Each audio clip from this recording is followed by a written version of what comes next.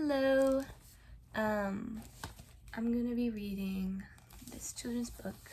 It's called Last Stop on Market Street.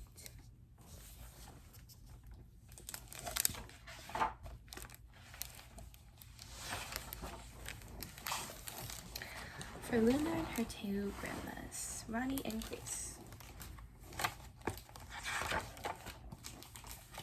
CJ pushed through the church door, skipped down the steps. The outside air smelled like freedom, but it also smelled like rain, which freckled CJ's shirt and dripped down his nose.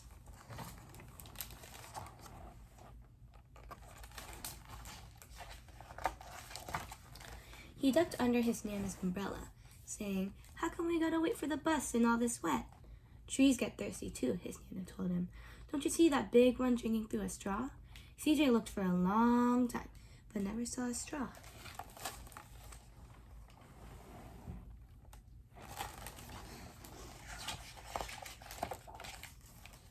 From the bus stop, he watched water pool on flower petals. He watched rain patter against the windshield of a nearby car.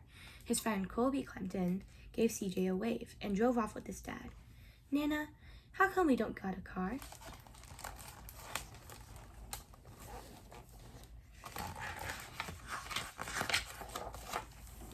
"Boy, what do we need a car for?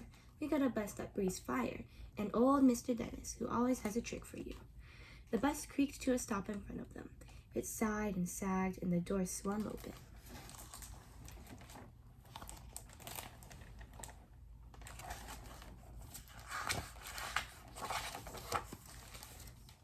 "What's that I see?" Mr. Dennis asked. He pulled a coin from behind CJ's ear, placed it in his palm. Nana laughed her deep laugh and pushed CJ along. They sat right up front. The man across the way was tuning a guitar. An old woman with curlers had butterflies in a jar. Nana gave everyone a big, great smile. And a good afternoon. She made sure CJ did the same thing. Look at that. Isn't that cute? The bus lurched forward and stopped. Nana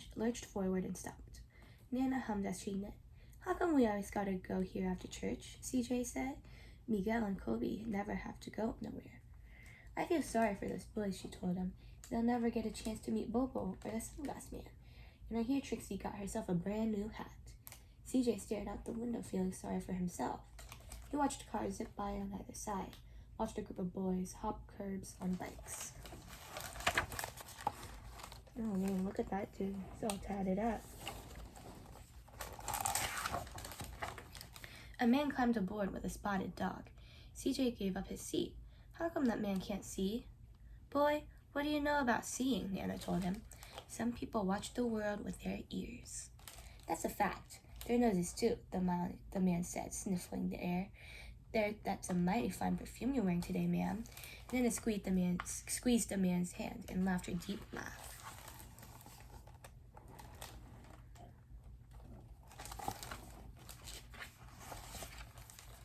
Two older boys got on next. CJ walked as they moved on by and stood in back. "Sure wish I had one of those," he said. Nana set down her knitting. "What for? You got the real live thing sitting across from you. Why don't you ask the man if he'll play us a song?" CJ didn't have to.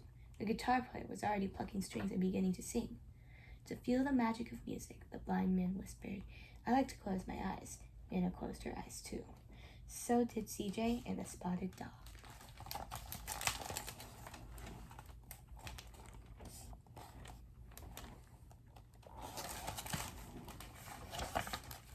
And in the darkness, the rhythm lifted CJ out of the bus, out of this busy city.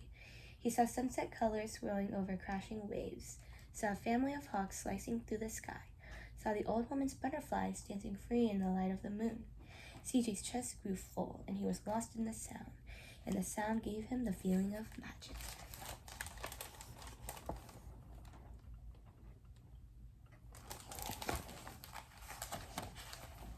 The song ended, and CJ opened his eyes.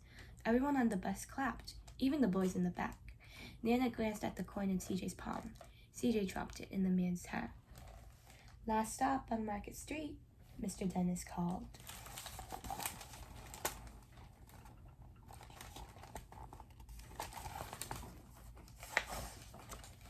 CJ looked around as he stepped off the bus.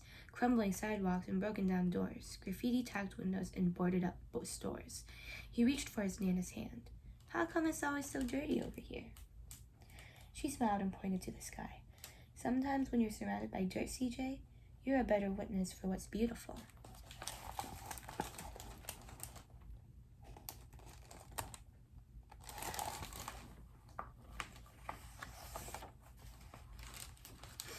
CJ saw the perfect rainbow arcing over their soup kitchen. He wondered how his Nana always found beautiful, where he never even thought to look.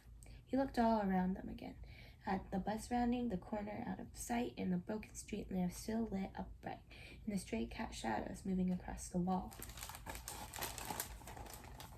Look at that rainbow. So pretty. When he spotted their familiar faces in the window, he said, I'm glad we came.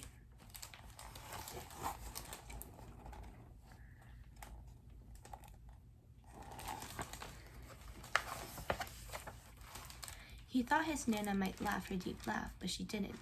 She patted him on the head and told him, Me too, CJ. Now, come on.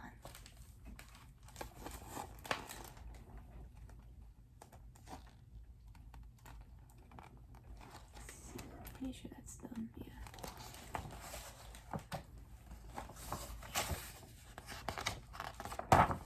And here's the last picture. Nana is knitting while CJ's reading a book. And the end. So that was Last Stop on Market Street. It's a cute book. Okay then, have a good day, night, or whatever time it is.